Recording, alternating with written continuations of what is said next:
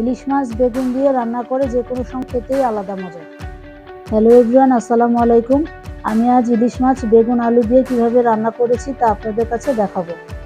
প্রথমেই ইলিশ মাছগুলো হলুদ লবণ দিয়ে মেখে একটু প্যানে তেল দিয়ে তা ভালো করে ভেজে নেব।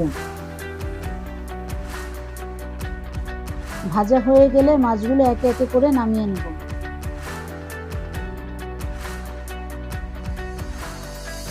তারপর আরেকটি প্যান নিয়ে তাতে তেল ঢেলে পেঁয়াজ, প্রিজার্ভ করা টমেটো, আদা বাটা, রসুন বাটা, লবণ, হলুদ গুঁড়া, মরিচ গুঁড়া, ধনিয়া গুঁড়া এবং জিরা গুঁড়া সবগুলো মশলা একত্রে দিয়ে খানিকক্ষণ কষিয়ে নিয়ে তাতে আর একটু পানি ঢেলে আরও অল্প একটু কষিয়ে নেব।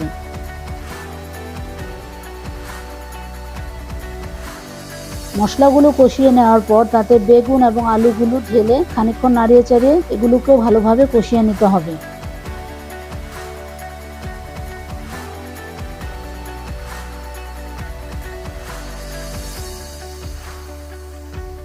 বেগুন এবং আলুগুলো কষে আসার পর তাতে সামান্য কিছু পানি ঢেলে আরও খানিকটা কষিয়ে নিতে হবে যেন বেগুন আলুগুলো ভালোভাবে সিদ্ধ হয়ে আসে।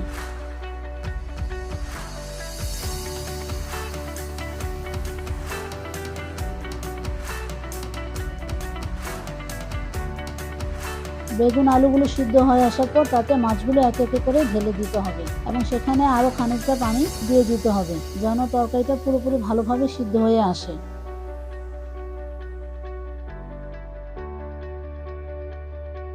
তরকারিটা কিছুটা হয়ে আসার পর তাতে কিছু কাঁচামরিচ ঢেলে দিব।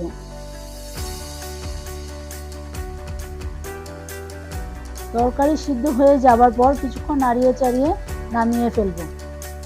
আর এভাবে তৈরি হয়ে গেল আমাদের আজকের রেসিপি। আপনাদের যদি আমার এই রেসিপিটি ভালো লেগে থাকে তাহলে লাইক, কমেন্ট ও শেয়ার করবেন এবং নতুন নতুন রেসিপি পেতে সাবস্ক্রাইব করবেন। ধন্যবাদ।